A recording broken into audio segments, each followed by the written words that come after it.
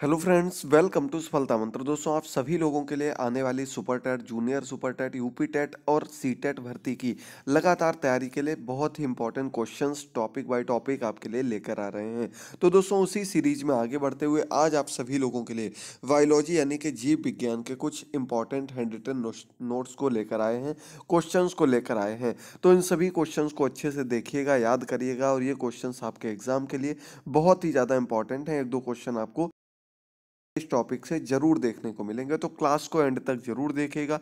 कम से कम समय में आपको ज़्यादा से ज़्यादा क्वेश्चन कराने की कोशिश करेंगे। आप लोग अधिक से अधिक इसे लाइक करिएगा, शेयर करिएगा, चैनल को सब्सक्राइब करके बेल आइकन को प्रेस करना मत भूलिएगा। टेलीग्राम से जरूर जुड़ जाइएगा। डेली शाम को 6:30 पर 6:30 बजे आपकी लाइव क्लास लेकर आते हैं। उस क्लास से भी आप सभी लोग जरूर जुड़ते रहिएगा।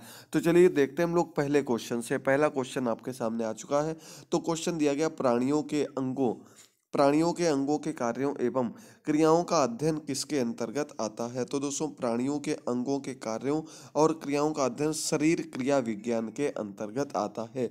इसे हम लोग शरीर क्रिया विज्ञान कहते हैं। सेकंड नंबर क्वेश्चन आपके सामने, मनुष्य की पेशियों का अध्ययन क्या कहलाता है। तो मनुष्य की पेशियों का जो अध्ययन होता है उसे सार्कोलॉजी के नाम से जाना जाता है। सार्कोलॉजी। अब कुछ लोगों ने इसे अन्य नाम से पढ़ा होगा, तो दूसरा नाम इसका आपको बता दें। दूसरा नाम होता है इसका माइकोलॉजी। इसे माइकोलॉजी के नाम से भी जाना जाता है। कहीं कहीं सार्कोलॉजी आपको इस प्रकार से लिखा हुआ मिलेगा, सार्कोलॉजी। इसके अलावा इसको कहते हैं हम लोग माइकोलॉजी। ठीक है, ये तीनों नाम आप लोगों को याद रखने हैं। ये आपके मनुष्य की या फिर पेशियों के अध्ययन को कहा जाता है। थर्ड नंबर क्वेश्चन है, रुधिर के सीरम एवं रुधिर से संबंधित अध्ययन को क्या कहते हैं। रुधिर का सीरम हो या फिर अन्य कोई सीरम हो या फिर रुधिर के सीरम से संबंधित अध्ययन को, ज्ञान को सीरोलॉजी का नाम दिया गया है। दोस्तों, सीरोलॉजी से कहा जाता है। इसका भी एक नाम और है, इसे सीरम विज्ञान के नाम से जाना जाता है। सीरम के अध्ययन को हम सीरम विज्ञान का नाम देते हैं। याद रखिएगा, रुधिर का जो मुख्य अध्ययन होता है उसे हिमेटोलॉजी कहा जाता है। अभी आपको नीचे इस क्लास में ही उससे रिलेटेड क्वेश्चन देखने को मिलेगा। अगला क्वेश्चन आपके सामने, अस्थि के कंकाल का अध्ययन क्या कहलाता है। तो अस्थि कंकाल जो होता है, हमारा स्केलेटन जो होता है, उसका अध्ययन क्या कहलाता है, ऑस्टियोलॉजी कहते हैं इसको। अस्थि कंकाल के अध्ययन को ऑस्टियोलॉजी का नाम दिया गया है। अगला क्वेश्चन है, उपास्थि से संबंधित अध्ययन को क्या कहते हैं। तो उपास्थियों के अध्ययन को हम लोग कॉन्ड्रोलॉजी कहते हैं। क्या कहते हैं दोस्तों, इसे कॉन्ड्रोलॉजी कहा जाता है, उपास्थियों के अध्ययन को। अगला क्वेश्चन है, जंतुओं के जीवाश्मों का अध्ययन क्या कहलाता है। तो इसे दोस्तों जीवाश्मिकी कहा जाता है। जो जंतुओं के जीवाश्म होते हैं, पुराने सड़े गले जीव जंतु होते हैं, उनका अध्ययन करते हैं बहुत से लोग, वैज्ञानिक लोग। तो इसे हम जीवाश्मिकी का नाम देते हैं, जीवाश्मिकी कहा जाता है। देखिए अगला क्वेश्चन आपका आ गया, रुधिर यानी कि रक्त यानी कि ब्लड से संबंधित जो सीधे सीधे आपका रुधिर का अध्ययन हो, जहां पर रक्त का संपूर्ण अध्ययन किया जाए, उसे हिमेटोलॉजी के नाम से जाना जाता है। क्या कहते हैं, हिमेटोलॉजी का नाम यहां पर दिया गया है, याद रखिएगा। अगला क्वेश्चन आपके सामने, तंत्रिका तंत्र से संबंधित अध्ययन को न्यूरोलॉजी कहते हैं। आपने देखा होगा दोस्तों, किसी प्रकार के शरीर में कोई प्रॉब्लम होती है, उसे न्यूरोलॉजिस्ट के पास ले जाया जाता है। यानी कि तंत्रिका तंत्र, जब शरीर के तंत्रिका तंत्र में कोई भी प्रॉब्लम होती, मांसपेशियां जो हमारी इनमें कोई प्रॉब्लम होती, तो उसे न्यूरोलॉजिस्ट के पास ले जाया जाता है। इस अध्ययन को हम न्यूरोलॉजी कहते हैं, याद रखिएगा। अगला क्वेश्चन, स्तनधारी जंतुओं का अध्ययन क्या कहलाता है। स्तनधारी को मैमल के नाम से जाना जाता है, तो इसलिए इसको नाम दिया गया है मैमेलॉजी।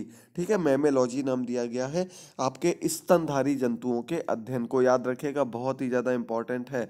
अगला क्वेश्चन सबसे ज़्यादा इंपॉर्टेंट है, दिया गया है, चींटियों का अध्ययन क्या कहलाता है। तो चींटियों के अध्ययन को मिर्मेकोलॉजी कहा जाता है।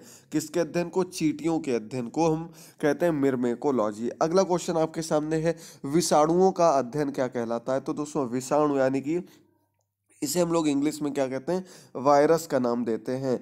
तो वायरस से आपका क्या बना, वायरोलॉजी। ठीक है, वायरस के अध्ययन को, विषाणुओं के अध्ययन को हम नाम दे देते हैं वायरोलॉजी, याद कर लीजिएगा। बिल्कुल छोटे छोटे पॉइंट हैं, आगे आपके लिए बहुत ही अच्छे हैंड रिटन नोट्स तैयार हो रहे हैं। और आपको एक खुशखबरी देना चाहेंगे दोस्तों, बताना चाहेंगे कि मैथ के आपके नोट्स तैयार कर लिए हैं। मैथ के आपके हैंड रिटन नोट्स धीरे धीरे तैयार करने स्टार्ट हो गए हैं। और इसमें आपका सबसे पहले जो हम टॉपिक पढ़ेंगे वो आपका जियोमेट्री से संबंधित टॉपिक हैं, जिसमें आपका हो गया आयत, हो गया वर्ग, हो गया एरिया निकालना। ये सब चीज़ें कम से कम 2-3 नंबर आपको सीटेट सुपर टेट, यूपी देखने को मिलेंगे।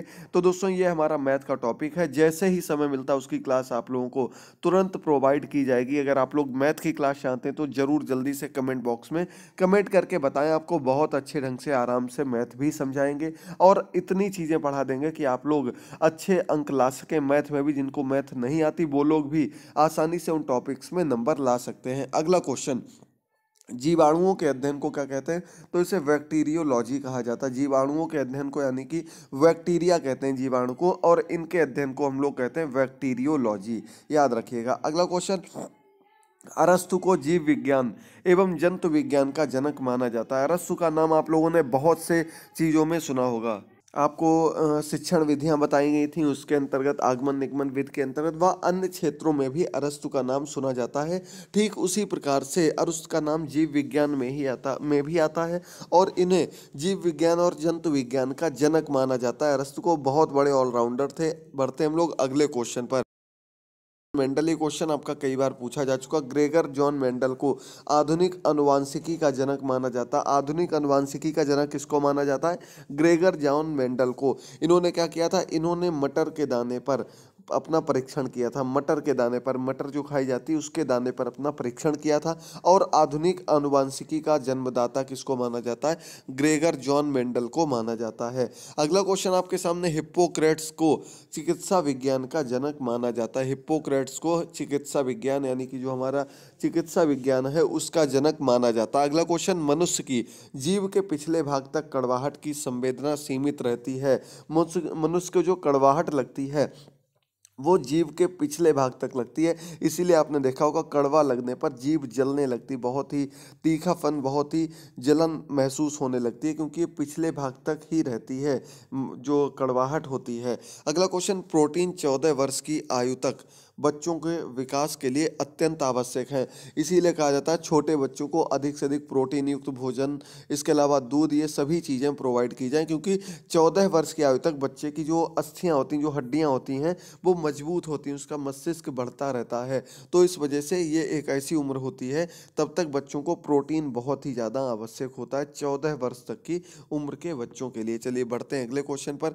एक वयस्क सामान्यतः 12 चवाणक दांत होते हैं। कितने होते हैं? वयस्क की बात हो रही। चवाणक दांत, चबाने वाले दांत जो होते हैं, दांत भी आपके अलग अलग प्रकार के होते हैं। मुख्यतः आपके 4 प्रकार के दांत होते हैं, तो उनमें आपके चवाणक दांत होते हैं दोस्तों, और इनकी संख्या जो होती है वो 12 होती है। अगला क्वेश्चन, डायस्टेज एंजाइम का स्रोत जो होता है लार ग्रंथि होती है। ठीक है, डायस्टेज एंजाइम होता है, इसका स्रोत लार ग्रंथि होता है।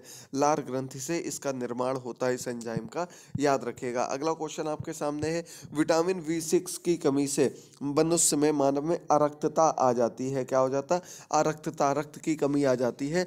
इसके अलावा दोस्तों इस प्रकार के विटामिन बी के अंतर्गत आपके काफ़ी पार्ट्स हैं, उनको हम नीचे अगले पार्ट में कवर कर देंगे। इसी जीव विज्ञान के पार्ट में ही आपको उससे रिलेटेड जानकारी भी दे देंगे। बस आप लोग सपोर्ट करते रहिए, क्लासेस को अच्छे से देखते रहिए। अगला क्वेश्चन आपके सामने है, मानव शरीर में वसा, वसा ऊतक में जमा होती है। ठीक है, मानव शरीर में वसा जो होती है कहाँ होती है? वसा ऊतक में जमा हो जाती है, याद रखिएगा। अगला क्वेश्चन, कुछ आपके सामने पोषक तत्व दिए गए हैं और उनके स्रोत क्या क्या हैं दिए गए हैं। 1 नंबर आपको यहाँ से मिलेगा। चलिए देखते हैं। सबसे पहले कार्बोहाइड्रेट से। तो कार्बोहाइड्रेट किससे मिलता है? गेहूँ, चावल, मक्का, बाजरा, आलू, सलजम, शकरकंद, इनसे में क्या मिलता? कार्बोहाइड्रेट मिलता है, याद रखिएगा। आगे बढ़ते हैं विटामिन ए की ओर। तो विटामिन ए हमें मिलता दूध से, अंडा से, पनीर से, हरी सब्जियों से, इससे हमें विटामिन ए मिलता है। इनके रोग अभी आपको अगले पार्ट में बताएंगे।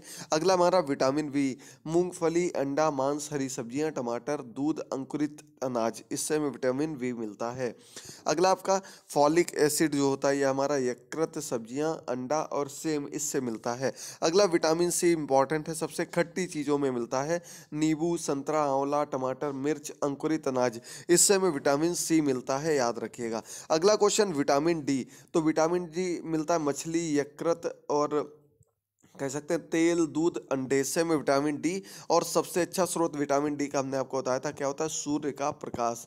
सबसे अच्छा स्रोत माना जाता है विटामिन डी का सूर्य का प्रकाश, याद रखिएगा जरूर, कई बार ये क्वेश्चन पूछा जा चुका है। अगला हमारा विटामिन ई। विटामिन ई जो मिलता है हमें, ये मिलता है अंकुरित गेहूं, अन्य अनाज और सब्जियां, दूध, मक्खन, वनस्पति तेल, इससे विटामिन ई मिलता है। याद कर लीजिएगा, ये कुछ आपके सामने पोषक तत्व दिए गए थे और इनके स्रोत क्या क्या थे दिए गए थे। तो ये आपके जीव विज्ञान के इंपॉर्टेंट क्वेश्चंस थे।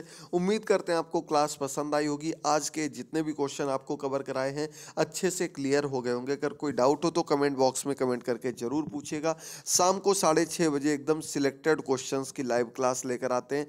आप लोग क्लास से जरूर अधिक से अधिक संख्या में जुड़िएगा, चैनल को सब्सक्राइब करिएगा, बेल आइकन को प्रेस करिएगा। मिलते हैं अगली क्लास में, तब तक के लिए थैंक यू दोस्तों, गुड बाय, टेक केयर।